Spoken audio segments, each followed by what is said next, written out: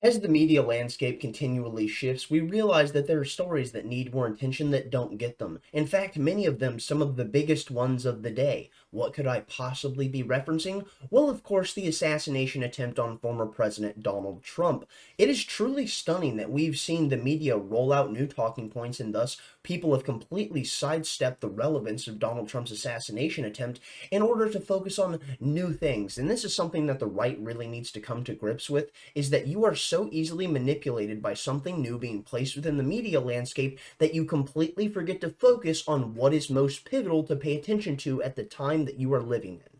And as we see with the Olympics most recently coming forward and effectively making a mockery of the Last Supper, what we can understand would be what? That the right wingers, while they diverted all of their attention to focusing on the attempted assassination of Donald Trump, to then focusing on this culture war issue. And that is exactly what we see consistently happening in the political front. Something important happens, a relevant factor that needs to be consistently talked about and analyzed unfolds, and then the establishment unfurls nothing more than a cultural divide. And that is the greatest ploy that they can have. All you have to do is look back to the era of Occupy Wall Street and see that what we had was the populist left and the populist right uniting against the banker class and the establishment. And what happened? They rolled out division through identity politics, and in doing so was able to bifurcate that movement and destroy its capacity to actually unify around a central idea, like, I don't know, holding the banks responsible for destroying the economy. But of course, we have to make sure that we roll out something new into the landscape so you can go ahead and pay attention to something that doesn't matter. Now let's go ahead, jump in, and see what we've got with the insanity surrounding Thomas Crooks and the story behind him. Starting off here with the New York Times, here we see from honor student to the gunman who tried to kill Donald Trump, Thomas Crooks was a brainy and quiet young man who built computers and won honors at school, impressing his teachers. Then he became a would-be assassin. Interesting that. So I have a myriad of questions, so let's just go ahead and jump into a few of them. You're telling me that this brainy and intelligent, quiet young man who was known for building computers had no online presence, nothing that could be tracked across the entirety of the World Wide Web, no social media footprint whatsoever, nothing on any chat logs or any forums online, nothing, nada, zilch. Well, that's a bit suspicious. I'd also consider the fact that both of his parents are behavioral psychologists to be a bit suspicious because it rings the MK Ultra bell. But anyways, moving on. Here we see from the New York Times, gunman at Trump rally was often a step ahead of the Secret Service. Interesting that. So I have a question. Is it that he was a step ahead, or was he allowed to be? Text messages obtained exclusively by the Times indicate that some law enforcement officers were well aware of Thomas Crooks earlier than previously known, and he was aware of them. Well, it makes you wonder, what is the time scale that they were aware of him, and how long is it that they had to prepare to, let's say, stop Donald Trump from going on stage and seizing Thomas Crooks and stopping him from having the opportunity to take a shot at Donald Trump? Well, it appears that from ABC, they're telling us it's roughly 20 minutes. Here we see Secret Service spotted Trump rally shooter on roof 20 minutes before gunfire erupted. Okay, that's quite some time, and it makes you wonder, why is it that this was allowed to unfold in the fashion that it was if you have an open comms line and the ability to communicate in real time over the airwaves, quite literally as fast as the speed of light? But no, you're not actually going to do anything such as this. You're literally going to avoid having any conversations that could possibly bring relevant information to the forefront to make sure that we don't bring Donald Trump upon the stage. But what makes this even more suspicious is in fact that the timeline, well, it wasn't 20 minutes. According to what we see here from the New York Post, it was an hour. Final image of would-be Trump assassin Thomas Matthew Crooks was taken by Secret Service nearly an hour before he launched his deadly attack. Hello? Does anyone think this is maybe just a bit suspicious? No? Well, here's the thing that I think would be even more suspicious. Here we see from CNN Politics, local sniper who spotted Trump shooter 1.5 hours before failed assassination attempt speaks out. Isn't that just remarkable? Does this not paint the entirety of the picture that there was some form of nonsensical chicanery afoot that very well may have been intended to make sure that Donald Trump was excommunicated from the field of relevance that was the 2024 election cycle, and also this realm of relevance being reality itself? Now on to something that's either just as insane, if not more, depending on your perspective. Attempted Trump assassin Thomas Crooks trained at the same gun range used by DHS. Am I being fucking pranked right now? Is this a joke? Is Ashton Kutcher about to come out and tell me that I'm on Punk'd and that the joke's just on me? Is this not the most insane shit that you've seen in ages? Attempted Trump assassin trained at same gun range used by the DHS. This is unbelievable. But you know what's even more insane than this? Here we see from BizPack Review, phone associated with Trump rally shooter tracked near DC FBI offices and 23 Watchdog says. And what offices might this be? Well, it's one that they use to speak to informants. Oh, isn't that just remarkable? Here we now jump onto something that's even more fucking ridiculous. Mobile data reveals someone who regularly visited Thomas Crook's home and work also visited a building in the Washington, D.C. near the FBI office. Dude, are you serious right now? I'm going to go get coffee.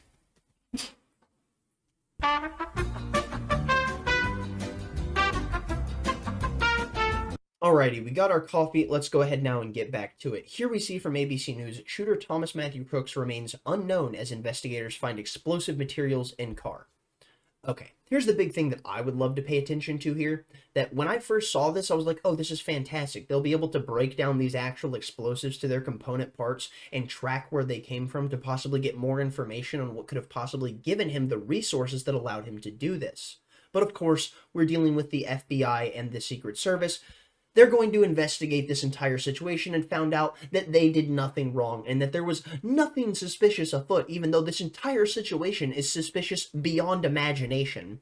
Anyways, moving on now, here we see from the New York Times, improvised bombs found in the gunman's car at the Trump rally used a radio control system. And at first, when I had seen the fact that there was apparently explosives on scene in his vehicle, what I thought was, okay, that's interesting. They'll be able to actually track the phone that he's using to go ahead and activate these explosives. But as explained here, it appears that it was a radio control system, and then it says a report obtained by the Times detailed that the bomb's rudimentary construction made with the kind of initiators used for fireworks shows. And then I was like, okay, so clearly we're not going to be able to track a phone that he was using specifically to ignite this, but maybe we'll be able to track the phone that he was using. And in doing that, what we saw was Secret Service, the FBI, and the CIA apparently couldn't get into this kid's phone because it was just encrypted so heavily that they needed to contact Israeli intelligence. Here we see from the Times of Israel, FBI cracked Trump shooter's phone with the tech from Israel's Celebrite.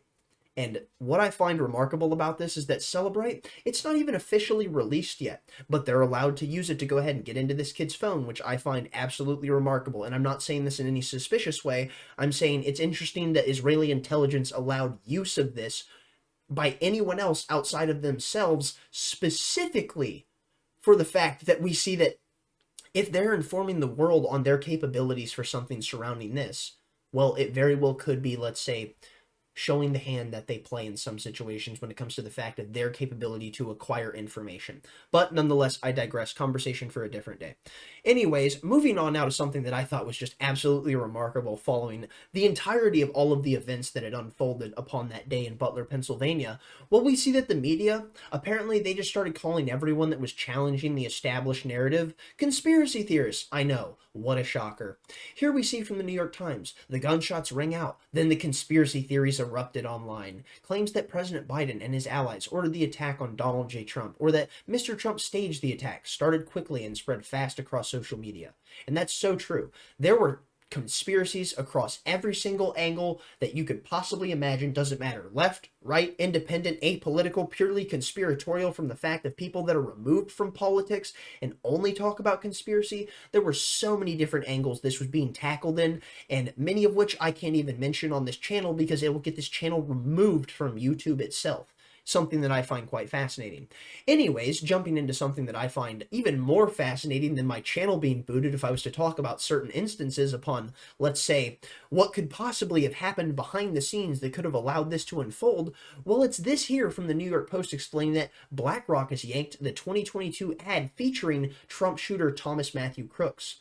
My name is Brian DeLallo. I teach AP and Honors Economics in Pittsburgh, Pennsylvania. Financial well-being to me is knowing that I can be free to do the things that I love to do.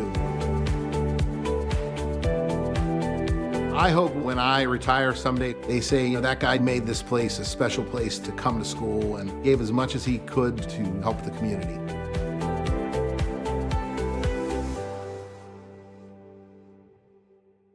And there we have it. There's our boy, Thomas Matthew Crooks, sitting there in an ad for BlackRock. You know, BlackRock, the institution that is effectively one of the largest conglomerates that assist in controlling and manipulating the landscape that is the world at large.